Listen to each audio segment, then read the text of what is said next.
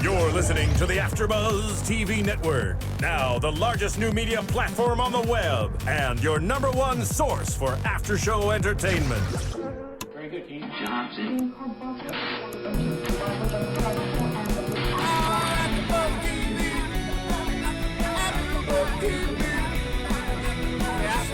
the AfterBuzz Studios in Los Angeles, California, presented by Maria Menounos and Bing.com, and streaming live thanks to Akamai Technologies. This is AfterBuzz TV's Downton Abbey After Show. We'll break down tonight's episode and get you all the latest news and gossip.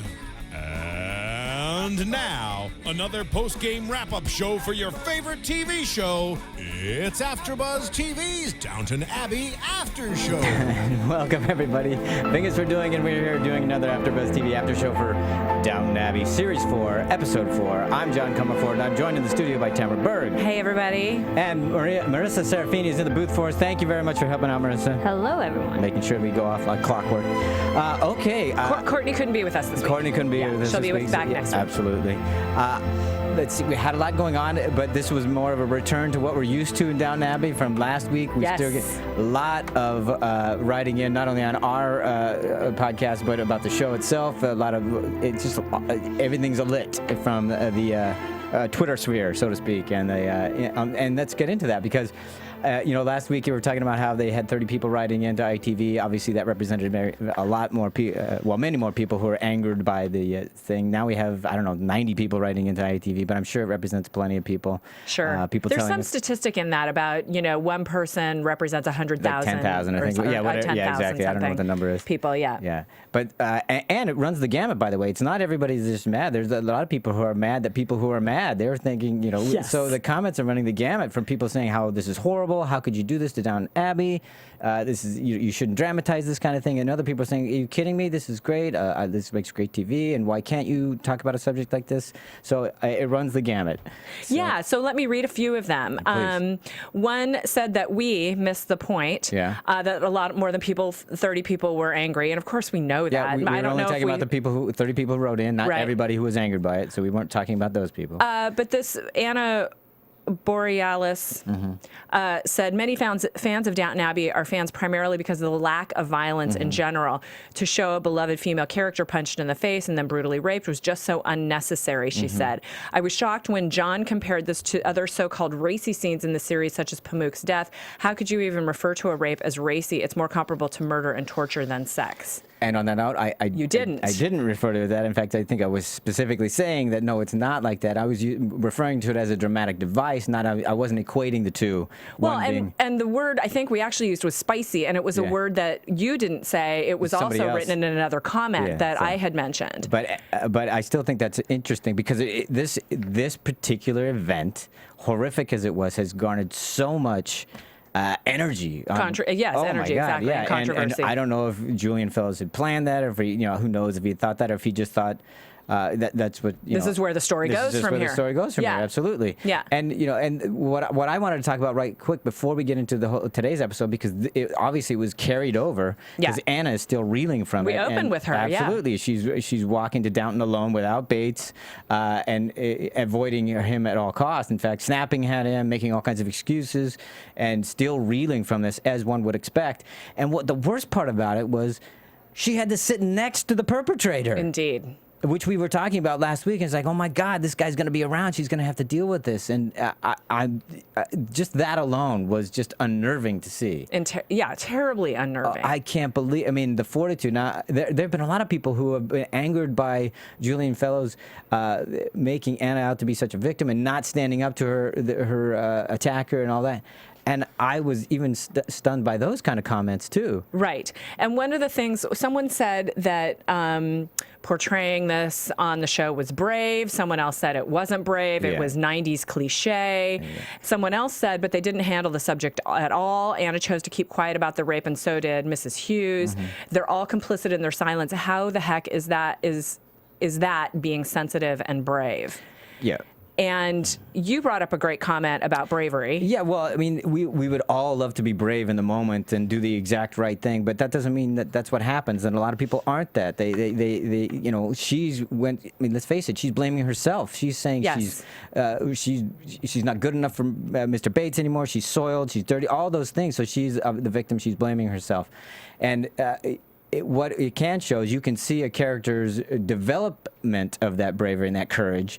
If you start her with somebody who you'd want to stand up, but she doesn't, but now you've got somewhere to go. You can actually demonstrate and emulate the path others might want to be or could take. Yes. In order to become brave or do the right thing or whatever. Additionally, you can't portray someone being brave in an everyday situation. Yeah. It's not brave to dress Cora and, you know, get Mary's necklaces. Right. You have to put them in the face of adversity in order for them to exhibit bravery and be able to bring up that fortitude. And that being said, now, you know, I'm certainly not an advocate for dramatizing rape or anything like that, but because a lot of people were even thinking that people who thought it was good TV thought that meant that they liked rape or were advocates of it. And no, I don't think that's what they're saying at all. It's just I mean, it happened, and to say that you can't dramatize an event or an occurrence or an attack or something heinous. I mean, if everybody always did the right thing, then we'd have nothing to dramatize. And so what would be the point of anything? Because you couldn't do murdering, you couldn't do child abuse. And I'm not saying you should do those. I'm just saying you can dramatize that and still have it be a great TV. You can still have, without being sensationalistic and all that kind of stuff. Yeah, but and not everybody agrees with that. Right, but a lot of people who stood up for Julian Fellowes pulling the storyline were saying that it was portrayed very tastefully, and you know, as it can be in this instance. Well, let's face it, none of it's tasteful. Thank you. Yeah, but the way it was shot and the way it wasn't gratuitous. Thank you. Sense. That's what I meant. Yes. Yeah. And the fact that it was, you know, it leaves things to the imagination, which is the scariest place to go. Of course, watching Anna be punched in the face. Yeah, that was traumatic enough. So horrifying to see. It was horrible. And but the thing of what you don't see and how your mind fills in the blanks, that's, you know, really the painful part of it. And that's what makes a lot of good dramatizations excellent, because it allows you to put into it, you know, your worst fears or your greatest adversities and that kind of thing. And you know, the debate's going to go on because there are going to be people that have just decided, okay, I'm not watching Downton Abbey anymore because I used to watch it because it wasn't full of any kind of violence and you know, wasn't sensationalized, and now forget it, I can't watch it anymore. And there are going to be other people on the other side who's saying, no, I think it makes that more interesting and intriguing and compelling, and not that they think that rape is the only thing that does that, but it just happens. Here's the thing. I was going to talk about it in the news. The numbers are actually up by 200,000 viewers this week from last week. Interesting. So, you know,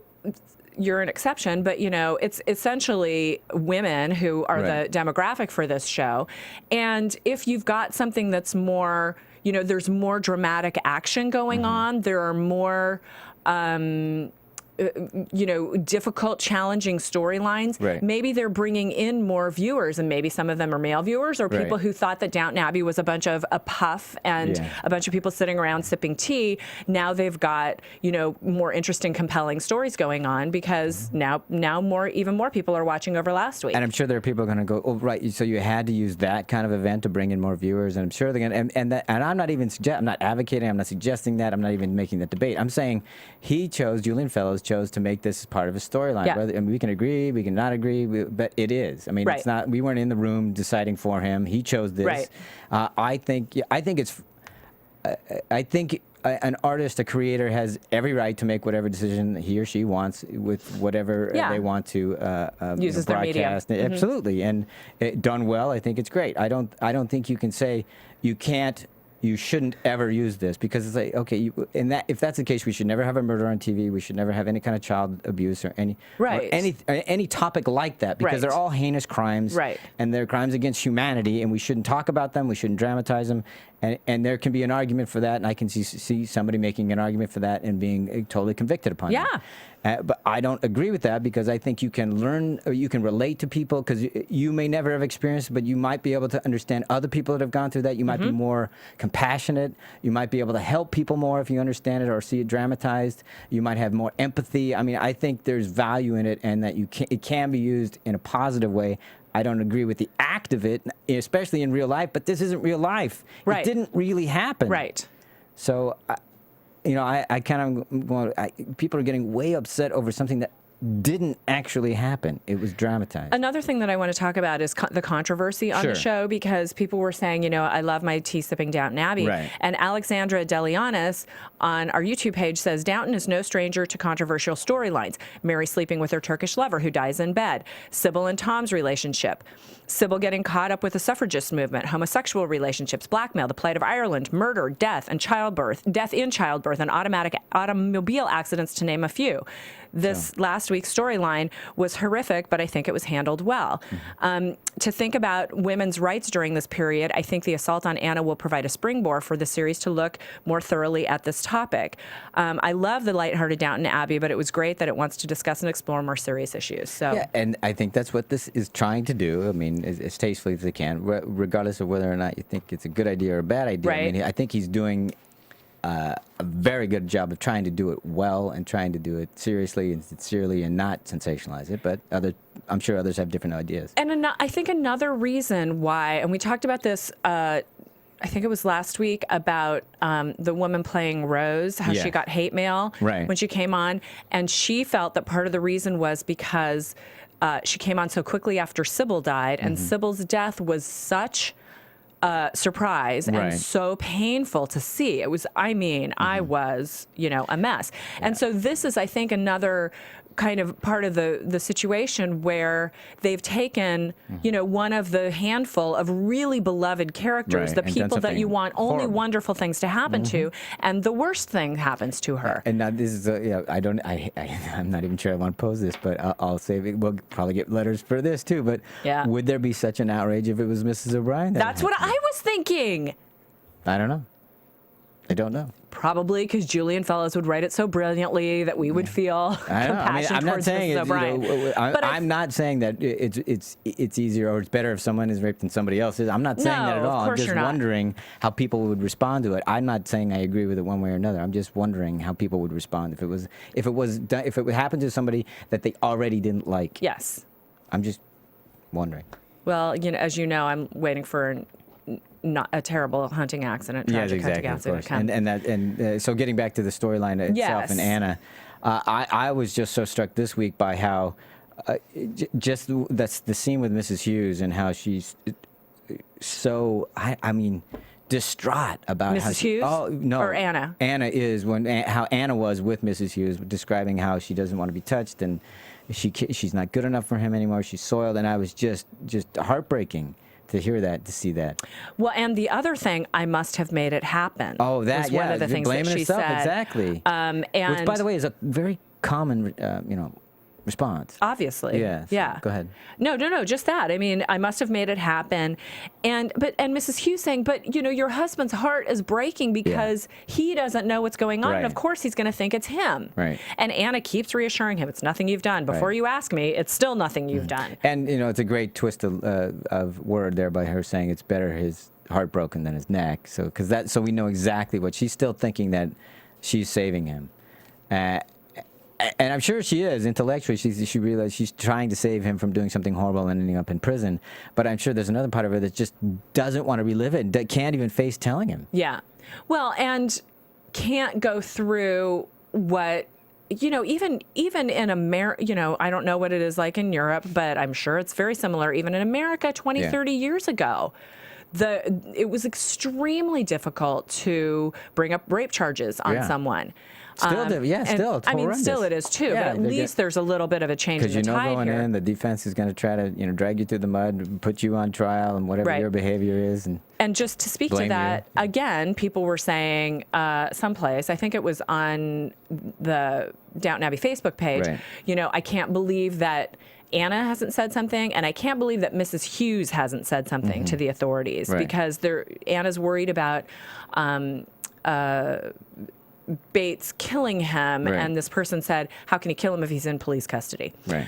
And I think that that's a 21st mentality put on a early 20th century I know, it's almost situation. It's 90 years ago that this happened. Right. I mean, we have a hard enough time getting rape charges brought upon anybody now, especially because this would be a he said, she said thing. There's no evidence. Right. So how is she going to get anybody to believe her with no proof? Yeah. And this is 90 years ago. Which actually I think is an interesting thing about it because it really makes it the psychological challenge of the situation even more, a bigger part of it. Obviously, there's the physical, issue, but the psychological part of it is so interesting to delve into because it's so complex and so complicated from a story standpoint. I'm talking about, and how that's affecting Anna and Bates and Hughes and Mary is even being brought into it at this point because everybody notices something's going on with Anna.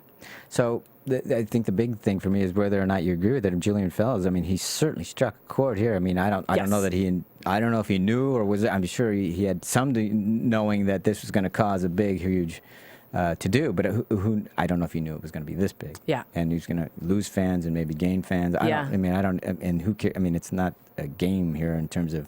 I don't think he went out and said, I'm going to lose people here. I'm going to gain more at the end. I don't think he did that. It's just I find it.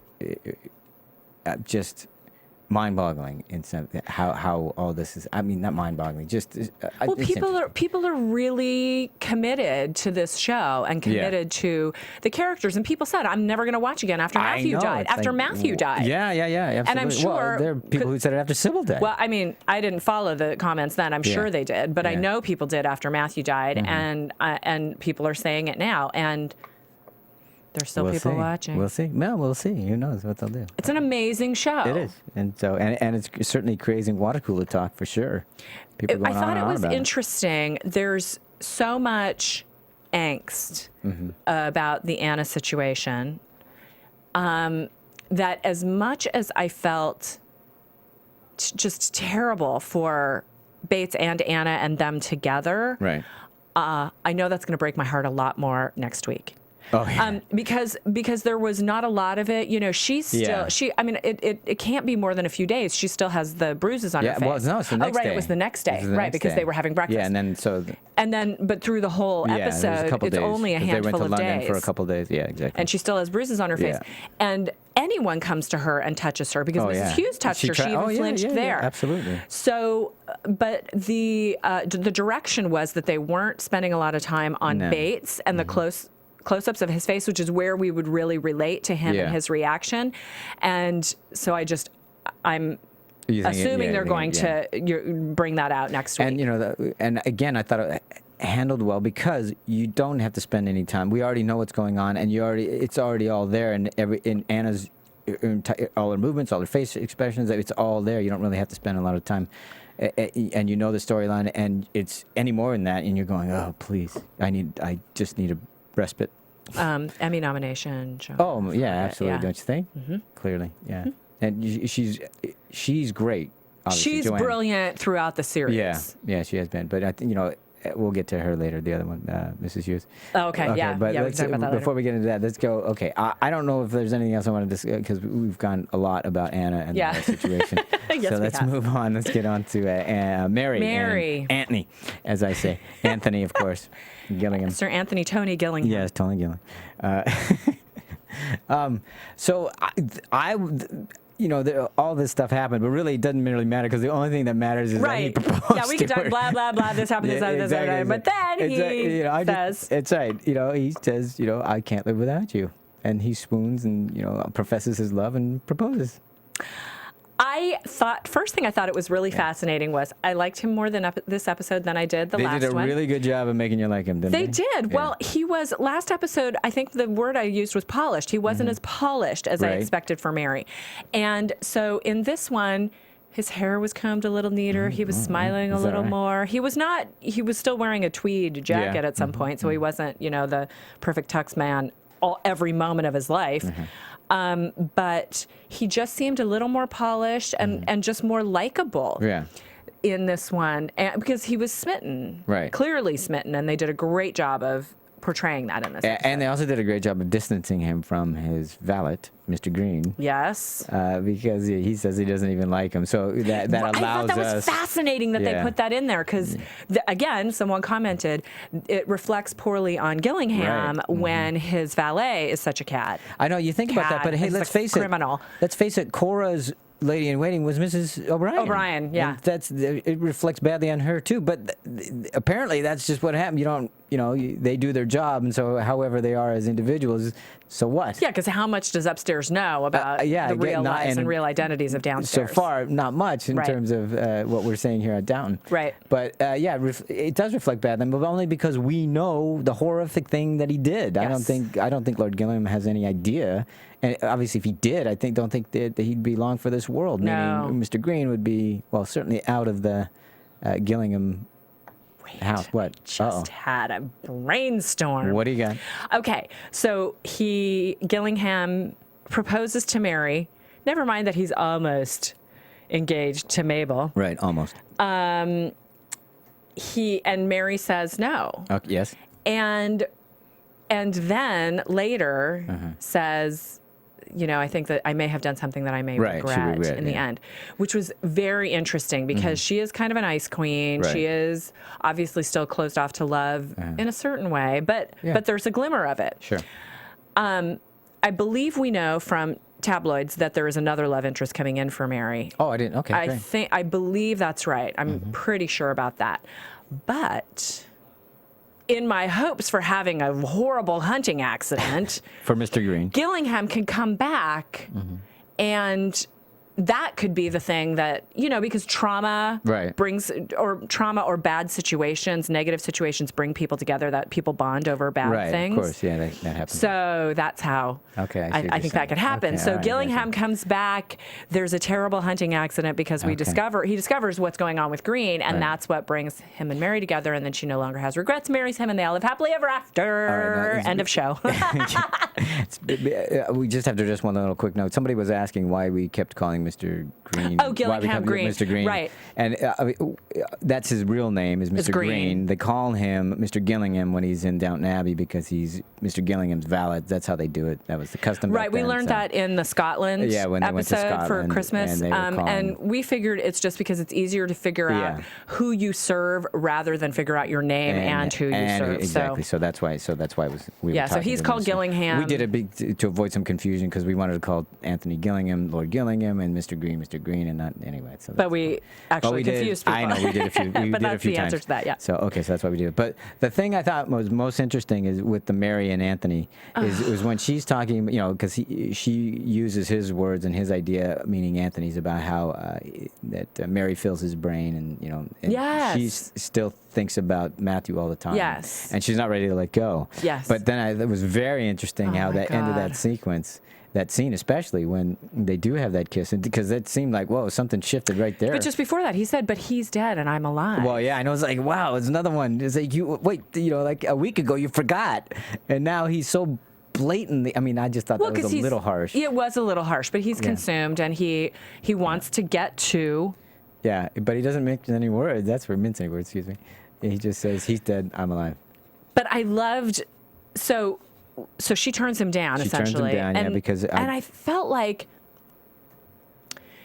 actors tend to be people who are very broad and very, and that the subtlety in her portrayal of the no. There was this like shadow that came across her face, and then she just barely turned her head, and I felt like that was so carefully and beautifully done. Her no, because.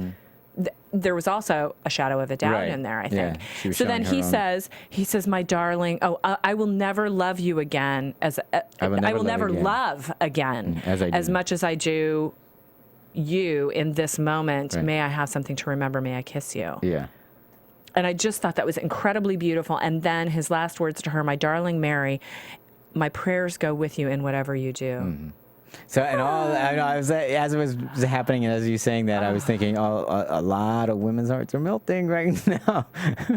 Well, what a beautiful sentiment too. You know, to say that takes quite a man to not go, screw you, lady, I'm out of here. You know, instead he gives her, you know, the greatest sort of au revoir he can give her. Yeah. So, and it really got you, didn't it? It did. I thought it was incredibly beautiful. I have 2 little hearts written on my notes right now. So, well, that's amazing because last week you weren't so sure about him, and then in just one episode, and let's face it, they were only weren't a huge part of this episode, so that's some very good writing if you got to your heart to melt yours that way so quickly. And good direction and good acting. Oh yeah, the whole thing. Nice. So it worked for you. That's terrific. Yeah. I mean, I wasn't. I want to make sure I make this clear. It wasn't like I was swooning over him. I just felt like it was so beautifully portrayed, and I thought that was a lovely way to do it. I know, and I thought, if nothing else, what it really did was to say, you know, there might be possibility for them. Yes. And that makes the whole thing more tragic. Where you just go, Agreed. Oh man, now and again, it's like poor Mary. Poor Mary. There's always got to be a poor sister. Yeah, exactly. Oh, and we'll talk about it. And we know, of course, all the things that she regrets, because at the end of the line, she says that she's going to regret this, or she may regret this. I've just done something I may regret. Right, and I think it was great that she said it to Tom, because for Tom, this whole episode was about regret. And he starts the episode talking about how he has nothing but regret, and he regretted the whole thing. And I don't think it was just the evening he was talking about. There's so much he regrets, and I felt really bad for him in this moment, because for me it wasn't just about his tryst with Edna. I thought that, alleged tryst. Well, exactly. Who knows? But in his mind, they actually stuck together. But last week he was talking about how he doesn't belong there, and I think he regrets a whole lot about that. And then this, of course, this thing happens with Edna, or so he thinks it happens, and she's gonna. And I just felt horrible for him for Tom. Because this guy can't get a break. I mean, his wife died. He's, it's just, and he's a man between two worlds, and he's a man between two countries. And I just don't see, he's having a hard time finding his place. Right. But we do have the Mary alliance with the estate. Yeah, but that's in jeopardy too, because remember, he says he can't talk to her because she'll despise him. But he was talking about the Edna thing. Right, I know, but I mean, again, I'm thinking he doesn't have a place that he doesn't have some place he finally finds Mrs. Hughes. But he, you know what I'm saying? You would hope that he would have. This is his sister-in-law. You'd hope he'd be able to talk to her, but he can't. And he has to go to Mrs. Hughes. He has to again go back to that. I would not talk to my brother-in-law about something like that. Okay, fine. And this is 100 years ago. I know, absolutely. I'm just saying that it further demonstrates that he doesn't really have a place. He's not upstairs. He's not. He's forced to be downstairs, because I'm just saying that's where I felt so bad for the guy. Yeah. He's got nowhere to turn. And in fact, even Mrs. Hughes is surprised that she goes to him. He doesn't think it's a ringing endorsement that he had nowhere else to turn. Well, not endorsement, excuse me, but go ahead. Well, but the thing is remember, she was instrumental in getting Edna there in the first place, or second place, as it were. Oh yeah, there's no question that he picked the right person, because who else would he go to? It's either her or Clarkson. Right. And Clarkson, you're not going to get too much help from. No. So, and the thing I love about Mrs. Hughes is she'll give you compassion, but man, did she turn the screws to Edna. Nice, right? That was great. So I remember her from Lovejoy. Absolutely, yeah. Which is, Lady Jane. 15 years ago, playing 20, Lady Jane. I think. But anyway, go ahead. Loved that show. Yeah. And I just, she's, I think, another one of the kind of beloved characters on the show. And I think the most underrated character and actress on the show, I think. Really? For me. Tell me why. I just think she does a great job. I know a lot of, some people were talking on the boards, they don't like the fact that she didn't step forward and go to the authorities, but I like it because she does. Let's face it. When she had that moment with Clarkson, when he says it doesn't change. Oh my God! I wrote she's that dead, down. and she picks somebody else, and now they're dead, and it doesn't change anything. And she says, it changes you from where I'm looking. Yeah. And the way she did that with the drinking of the glass and looking at she just has these wonderful little moments, and you feel all this compassion, but you feel such great strength. And really, when she's putting the screws to Edna, you're going, yeah, there you go. I mean, she knows. I mean, and she's calling a bluff. The whole thing's a ruse. She doesn't got anything on it. Well, and I think she's a really strong character because, again, some people are kind of criticizing, and I think it's the 21st century mentality going over a 20th century situation. Because if you'll remember when Mrs. Patmore was sick, and she was accompanying her, and then when the converse happened as well, when Mrs. Hughes was sick, there was all this strength going on while playing within the confines of society, whatever society you're in that time. You know, I just felt like, I feel like she's such a, you know, she's a strong woman. She's one of the strong women on the show, and I love that about her. Well, that's why I like her. Is that not only she's a strong woman, but she's very compassionate as well. You can see, and she, you know, she seems to care about people. Yet she's a fighter at the same time, and you know, and she knows the rules. Yeah. She knows the rules, and knows how to she can navigate them. Yeah, she knows how to get around them. And I just love all that. To me, she reminds me of the Dowager in some degrees because you know, the Dowager knows how to get what she wants, yes, like she moving does. around things, and you know, I just think there's a nice counterpoint between the two. So, and of course, and you know, let's face it, the way she was dealing with Clarkson, just by giving him the framed photo and everything like that, this really meant something. And the whole time when that was happening with the something Charlies, what are they called, the Charming Charlies, and is that what it was? And she was trying to get Clarkson to put it behind him. This is a wound you need to bury and all this stuff. And she's creating a healing for him. Yeah. And you know, getting him to not only acknowledge that there was love there, but it did affect him, and that it's a good thing. Yeah. Even though it didn't change, quote, his particular situation. Trajectory. Exactly. And you know, it could if you wanted it to. But it also is setting up the whole thing between the two of them. Yes. I mean, you see all the compassion she has for him, and you see that she cares for him so much that she's trying. You know, I mean, it's because it's kind of a strange thing to give somebody a picture of his one and only love. Exactly, and because in my mind, there's some romantic kindling. Yeah, that's what I think. And so it's kind of a strange gift, but in a way, it's an incredibly loving Yes. gift. I agree. So, anyway. I agree. So, but I wanted to finish up with Tom. Speaking to Hughes, one of the things that she said, well, this is a sordid tale. Just loved that line.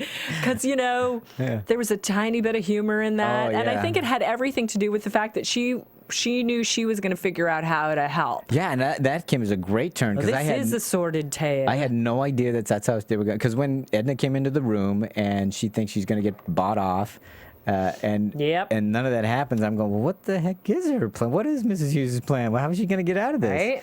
And I bought everything. I was like, she can't have all that info. But okay, all right, yeah, don't mess with her. Yep. And it doesn't. And it worked. The book, Married Love, by Marie Stopes from 1918. Nice. Damn, we're doing some research. I have this great book that's called Hi There, High School. That was written in like 1952. Incredibly antiquated rules for how to get into the Glee Club, and I'm sure that I tried to get a little more information about that book, but essentially Mrs. Hughes was talking about it being the thing to help her get at how to prevent getting pregnant in the first place, and that was why she was using it as a resource. So, yeah, she's bluffing though. She's crafty. Just bluffing the whole way. I don't want to play poker with Mrs. Hughes. No, God, no. She's got too much experience, man. No. But I mean, I thought it worked. So, and now Edna's gone, which I was surprised by. Really, you're going to get rid of her that quickly? I know. Because, you know, I thought she was great in terms of the conflict and the drama and stuff. Well, it's because there's another love interest for Tom coming in. I know. But again, you know, I was posing the idea that it would be great to have the three of them there so you have the nice triangle. And, you know, hell hath no fury, like a woman scorned, and she would be scorned. And, you know, she might come back. Who knows? She might come back. How are they going to bring her back now? And everybody knows now, and she's gone. The whole reason why she left is because she wants to keep the reference. I don't think she's going to find her way back. All right. Okay. So, but you know, it's too bad. I'm sure Julian will do better than I was thinking. But I thought it would have been fun to have the three of them, Tom and Edna and the nanny, and have that happen. There will be some great drama. I would have loved to see Edna being scorned and the fire coming out. What she could come out, because let's face it, in the hallway with Thomas and all that little between the two of them and all that venom. Yes. Wow. Huh? I mean, and Thomas is like, whoa, I thought they were in cahoots for a while there, and apparently not so.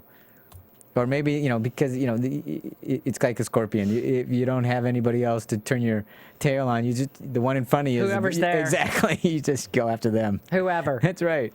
So, but that was a fun little scene on the stairwell. Yes. And, a lot of, what was it, interesting play on words or whatever. I wrote it down, but anyway. Lots of fun there. And poor Edna's now gone. Bye-bye. Do you think, usually you wait for a season before you have to they want to leave the show, right? I know, right? Yeah, no, gone. Bye. So. Bye-bye. All right. So, before we go any further, thank you guys for everything, for writing up on the boards and going on YouTube and giving your comments and your theories about what's playing out and what the things your likes, your dislikes, and whether or not you agree with Julian Fell's choice to use whatever dramatic device. Those things are fascinating to us. Yeah, Please keep them obviously coming. we had a lot of good conversation about it, so we lots really of good appreciate stuff. that. So keep those coming. Please go to YouTube. You can go to iTunes. You can download. You can rate and comment. You can tell a friend. We're hoping that we can get more people involved in the conversation. We'd like to start it here, and hopefully you'll continue it and spread the word and get it out to everybody. So thanks for that.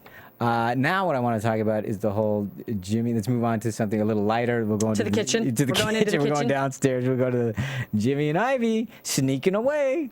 Have a little kissy face. There is some chemistry. Snogging. Is that the right term? Snogging? I believe so. Yeah, there you go. So chemistry, and not just in the kitchen.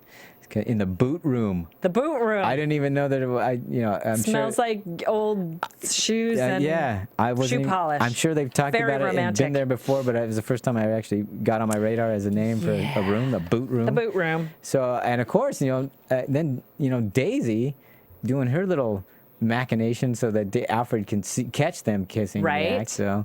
And, still trying, hoping upon hope. And I love Patmore's line, too. I think, what was the line about how... Sometimes you can spend too long on a one-sided love. Yeah, and she really and again, Patmore continuing our the friendship that they're developing, and that they certainly showed last week between Patmore and Daisy. Yes. She's trying to help her along because this is, it's unrequited. It's not going to be returned in any way, and you got to move on. And maybe it's a good thing that Alfred leaves and goes and tries off being a chef. Mm-hmm. So so they have this contest, I guess, that he's Right, going to go to? a test. Right. A test so that you can see if you're worthy of getting into this And program. I love the program. Are you kidding me? They're going to pay you wages. They're going to teach you. I go, wow, that's not bad. I wonder, so I guess he's going to go because we have wind that he may not be back, right? Yes, we do. We were just burning all of our predictions and our news as the show goes on. That's too but bad. yeah, there's word that he's not going to be on the show anymore. But what's interesting about the whole storyline between the Jimmy and Ivy, so obviously they have two completely different goals. She wants to be a good cook. She wants to do a good job. She wants to have a career. In a sense, she's career-minded. I mean, she's trying to do good. Jimmy doesn't seem to care about any of that. He has different hopes, dreams. I mean, it looks like he just wants to be a playboy and have fun. Well, that's what he says. Yeah. I want to drink champagne and have fun. Yeah, that's it. And, not just have fun, but have a rich life. It sounds and like, it's like, because he didn't say I want to drink beer. He said I want to drink champagne. Yeah. And I'm thinking, is he think he's going to get there through his gambling, or how? I mean, he doesn't seem to have any notion of how to get that, or to create that, or earn that. Nothing. But I mean. Lots of people eternal? have. Lots of people have that dream. But I have that dream, except I do have a plan. But my point about the whole thing is that they obviously have them kissing now, and he seems to actively pursuing her, and not just to get Alfred, because he did this not in front of Alfred. Right. He did this, spirited just when her they were away, alone, and so or secreted her away. So he seems to, and. It's not just to get at Alfred. So my point is, okay, so what's Julian doing? He's setting these two people up who have completely different ideas of how they want to live their lives. So we're just setting up more heartache. Yes. You think that's going to happen? Yes. We do. Well, they're talking about how, Alfred, you could go try out for this, but so could Daisy and so could Ivy. Right. And Daisy seems a little bit interested, or is she just more interested in knowing what? Yeah, I didn't get that. I'm going, how are they going to... Ivy a little bit interested? No, I didn't feel... Not really. Not to a serious degree. Certainly not like Alfred. So... Yeah, I'm not sure what Julian Fellows has up his sleeve on this one. I don't know. I'm not exactly sure. But I'd love to hear what other people say. Yeah. So write in about that. See what you think. Because, again, we posed the question last week. What is Daisy doing about the whole father-in-law? Right. And yeah. we talked about that. Yeah, right. It's like where's that storyline gone, and what's going to happen to it, and if Alfred is out of the picture, what is Daisy going to what is she going to do? Is she going to look for another thing to occupy her time, or a new in the sense of a new beau, or a new beau, or is she going to be actively pursuing this offer from her father-in-law right. to, create this new business or work the land or farm, whatever the heck it was exactly. I can't remember. Get the her own specifics new of it. electric mixer. Yeah, exactly. And anyway, I just wondering when they're going to get back to, or if they'll ever bring that back. Right. So I don't know. Well, we're 4 episodes in, so I know you'd think at some point we're going to have to. Yeah, I think, one of the things I do think is interesting is that Daisy really used to be poor Daisy. I mean, she was the scullery maid, or, the kitchen equivalent of that. Yeah. And she really got to do nothing. Right. And now she's asserting herself. And there was a time where she was kind of going on strike. Yeah. She was a I little think it was last season. snarky to Ivy today. Yeah. Well, she can be snarky for sure. Yeah. But I like to see her coming up and having kind of a personality. Yeah. But there's not really anybody to take her place of the lowliest of the lowly. Well, just Ivy. Right. And but Ivy kind of won't take it. She won't play that game. No, she really. doesn't. Not like Daisy did. So I find that fascinating. Yeah. Well, I think Daisy's a little bit younger too, and Yeah. maybe came from different circumstances. Or maybe. Who knows? Yeah. Okay. Yeah. But that makes me move on to Isobel, because on the other side of that, we got to see Isobel, and again we saw her with the doctor just briefly. Yes, we did. I'm telling you, they are building that up. They are. He just keeps touching on. He just keeps reminding us. Yeah, look how good they are together and how they make a great team. We talked about it last week. I think that he's just going to keep that going. Yep, I could Julian's use some just extra help. Yeah. And she says later that she's just going to offer her help. Well, what was this comment, though? It could leave the knights for other duties. Well, I don't know. What other duties do you think the doctor was talking about? I'm not sure he's talking about duties. I think he's talking about opportunities. Oh, is that right? Like perhaps dates. But don't you think because of the way they left that in the prior series that I don't think he's going to pursue it. She's going to have to open the door because she closed it pretty tightly on him. So I don't think he's going to actually... Well, and I think that her heartbreak is part of the reason why she will be open to it, because there's such a void in her life with Matthew being gone that there's an opportunity for her to have that filled to some degree. To have love in her life. And her words, because her child died, she's no longer a mother, but she is still a woman. And so I think that will be that opportunity. She's another wonderful actress, by the way. She's great in everything. So, she really is. The pathos that woman has. Oh, my God. Just incredible. Yeah. And even the way the Dowager talked about her. Right. Yes, definitely. I wanted to talk about that. She says, when they were talking together, I love that they're putting them into scenes together because they were so at odds. We talked about that last week. And they've moved that relationship along. And her saying, Isobel saying, it is hard to see Mary come alive. And the Dowager saying, well, I don't criticize you in that. Right. Yeah. And then later, when the Dowager is talking to Lord Grantham and saying, well, she is a good woman, and as much as it cuts my teeth, something like that, but it pains her, basically. Nails on a chalkboard, something like that. There are moments when her virtue demands admiration. I know. What a great way of putting that. Especially when you think about how far they've come. Again, we talked about it last week, and it bears repeating, but it's wonderful to see that relationship arc the way it has. And that's what I appreciate more than anything. I'll say it last week. I said it last week. I'm going to say this part again, too, is I like the way Julian moves these characters along an arc. They don't always do the same thing, and that's what gets repetitive about a lot of other TV shows. They don't arc the characters. They're the same thing all the time, and I find that uninteresting. Well, and we're going to have Shirley MacLaine come back sometime this series, so it's going to be interesting because those three will probably be thrown into the mix together. They will have some scenes together. It'll be interesting to see what transpires there. That'll be some big fun. That will be fun. Let's move on to Rose. Oh, Rose. Seriously, again, she just can't help herself. Gets involved with somebody, just gets into it. Can't wait to go out. Just always wants to go. Girls want to have fun. But it goes out and Lord John gets drunk. Yeah. At the jazz club. Really drunk. He's making a fool of himself and her. Yeah, exactly. But, funny, though, because normally she's the one that kind of makes a fool out of everybody, or not fool out of everybody, but goes too far. But it was good to see her on the other side going, hey, let's clear your jet. Exactly. But who comes to her rescue?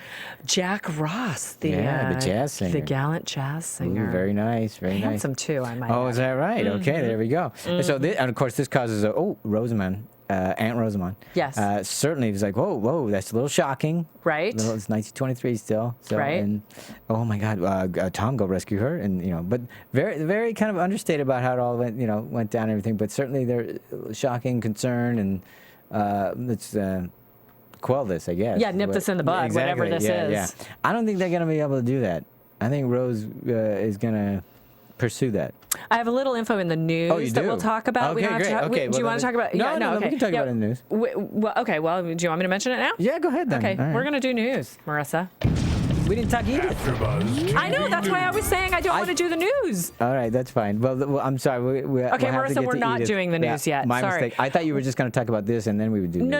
Okay. In the news, I have some stuff that we can Okay. talk about him and All right, future episodes. So let's finish up with Edith real quickly. Sorry, miscommunication. My bad. All right, so because we were doing poor Edith, and now not so poor Edith. Okay, no, wait. Sorry. Back to Jack Ross. Yeah. I just want to make sure everybody knows. It was pretty obvious, but in case you didn't, it was a cool little Easter egg, which was as she's being hustled out of the room, he's singing, "A rose is always sweeter," as he's kind of like, sorry, and waves to her, gives her that, Yeah.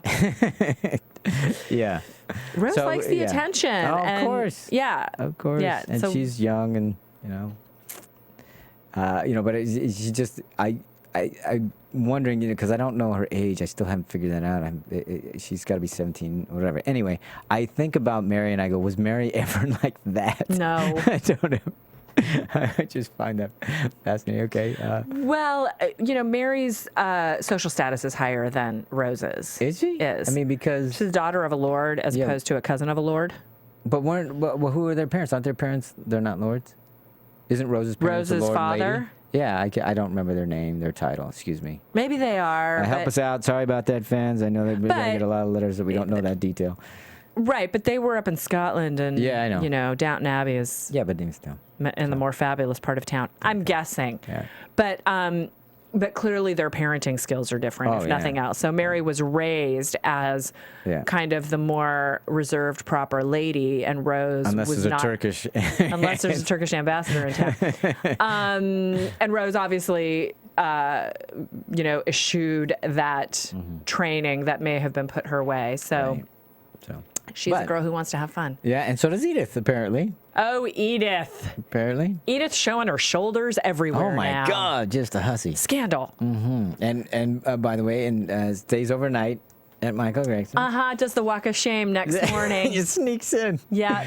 And the maid catches her, of course. I thought she got the dressing down from the Aunt Rosamund. Yes, she did. Properly chided, admonished the whole thing. Man, it was nice. I mean, it was just good TV and great. Totally great busted. scene. I have to exactly. say, I hate that orange dress she was wearing when she came into Rosamund. She's worn it before, and I just hate it. Hated it. But yeah, Rosamund saying, you are gambling with your future. Yeah. What? I'm not exactly sure what that means. Well, because if she gets her reputation is sullied in any way by this. Dalliance. Yes, exactly. Then that could hurt her chances for what she might marry into. Right. Because she'll be suspect. Right. But so they Rosamund must not take Gregson seriously as a suitor. For No. Well, I don't think any of them feel. I mean, he may be a nice guy. Even let's face it, Lord Grantham is feeling a little bit better about him because of the whole poker incident. Right. I don't think that he's appropriate. Lord Grantham has already said that everybody,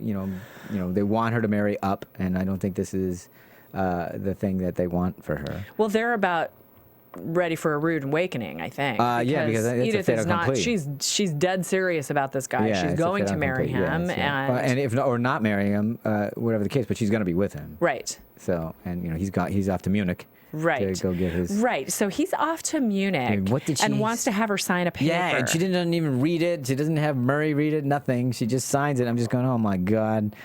I don't know what that's going to get her into. To but give it just her seems authority over his affairs. Yeah, and I'm just maybe it's nothing, but I'm just going. What do you? No, you're not even reading that, or And I think she would know better because, they.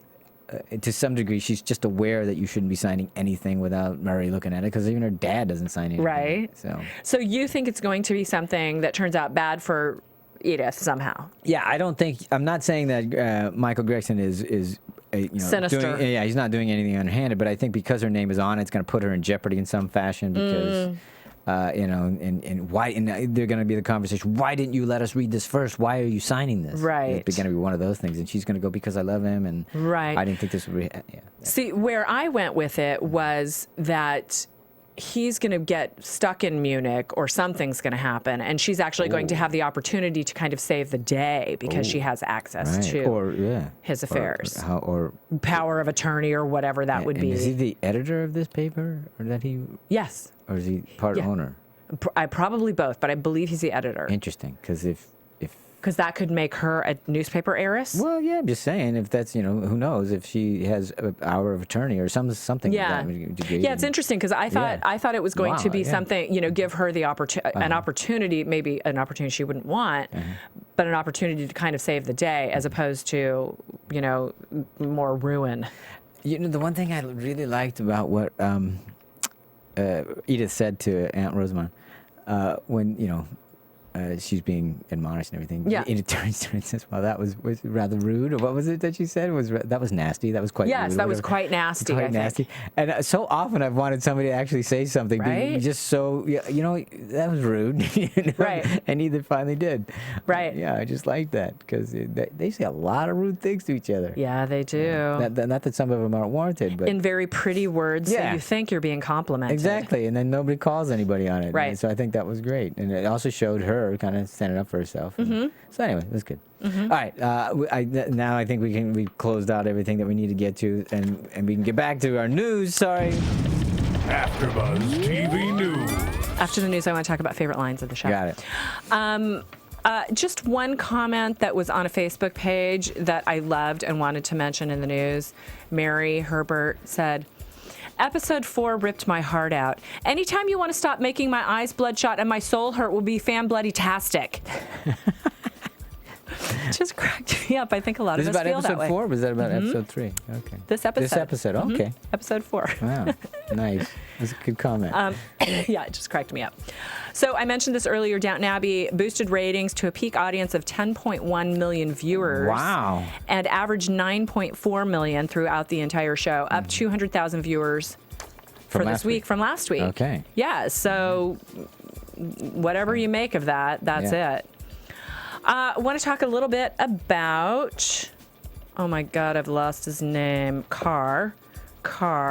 Oh, you're talking about Hold one moment. Gary Carr, who plays Jack Ross, the singer. Okay. We have a photo. This is him. Oh, wow. Looking a lot like the Dowager. He's got, for those of you who are listening to us on iTunes, he's got an Edwardian updo and a bit of a feathered headdress. And dressed as a woman. Dressed as a woman. It is a thing that he did in college. Yeah. So. We have another photo here that's maybe a little more appealing to the ladies. So he is playing singer Jack Ross, and that's actually his first love. Oh, really? Singing love is first. Is singing. Okay. He's getting ready to put out an album of original music, and this is a huge break for him. So a couple of interesting things that he said is that his character is going to be drawn to both Lady Mary and Lady Rose. Oh. Both of these two characters end up being quite prominent in his life, and he has to ask a lot of questions about himself as he is drawn closer to certain characters. Also, he shows up at Downton Abbey. Okay. So is this another suitor for Lady Mary? Is that what we're thinking? I don't think so, but I think it's more likely that Rose is going to find an attachment to him. Right, and maybe Mary's going to do what Matthew did before, which is, kind of steer her away and get Rose out of a bad situation. Right. Possibility. He says his mother and sister are crazy Downton fans, and they cannot believe that he's on the show, but his grandparents live in Trinidad. And it's one of the few countries where Downton is not shown on TV. Clive, his grandfather, who is 80, said, "It would have been nice to see Gary in the show, but we will have to wait for a DVD." Yeah. So if he's going to be a Downer, is Julian Fellows and Downton Abbey going to start tackling race? Well, they're saying that it's not going to be storylines about prejudice so much as ignorance. Oh, okay. All right. So it's, and that was Gary Carr saying that. Okay. That's his interpretation of the script. So, and by the way, he spoke on the Anna storyline, and said, I think it was extremely well written and extremely well acted. It's interesting to see how a woman would deal with rape back then. It's not like today. She wouldn't have lawyers or any support mechanism. Right. And he says he's a singer and a dancer first, actor after that. So it's going to be interesting to see. Okay. He did a fine job singing. Yes, he did, and I'm sure we're going to get to see more. That'll be really fun. Maybe they're going to bring him to Downton Abbey like they brought the diva. Yes. The opera singer. Yes. And they'll make him eat upstairs on a tray. Right, upstairs on a tray. Not because he's a singer. No. Not because he's black, but because he's a singer. Yeah, sure. That's all I have for news. Okay. You know what? I don't think we're out of time for predictions, so I think we're going to have to go to favorite lines. Oh, my goodness. We got to go. Get to favorite lines. What was yours? My favorite line was, so another brick is pulled from the wall. That was mine. I'm sorry. Oh, okay. Maggie Smith, why are you and your rompers talking about, do you have the other, you want to talk about the Edith one? Which one was that? Tell me your favorite line from the show. That was it was the rompers. Tell me your favorite line from the show, My line was John. the Dowager saying another brick was pulled from the wall. Okay. Great. Well, apparently we're getting a note that we have time for predictions. Okay. Oh. All right. So we will. Thank you very much for letting us know. I'll do my other. What was your line? My other favorite line was, Edith is about as mysterious as a bucket. All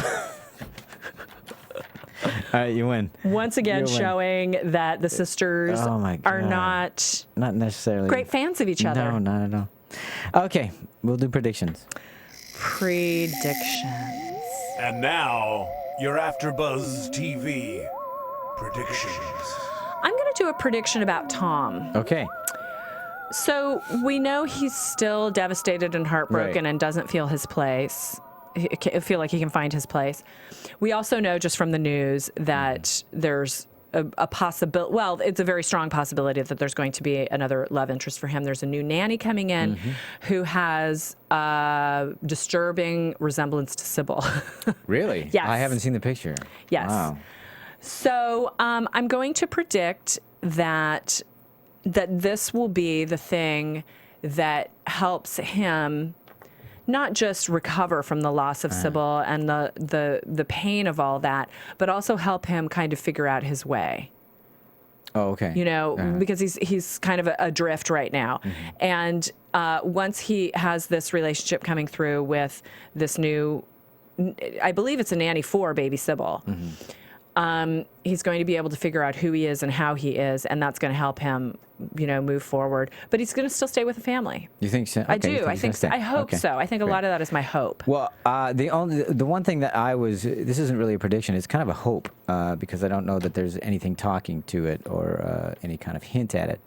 But the whole Mary storyline with her talking to the taxman and trying to come up with a plan or some way to get out from this debt burden. I think it's the death debt or whatever that is that they have. I think it is. And, obviously Lord Grantham wants them to do it in a lump sum, and she's saying, no, I want to try to have Downton Abbey be self-sufficient, and it may take longer, but anyway. I think it's going to be...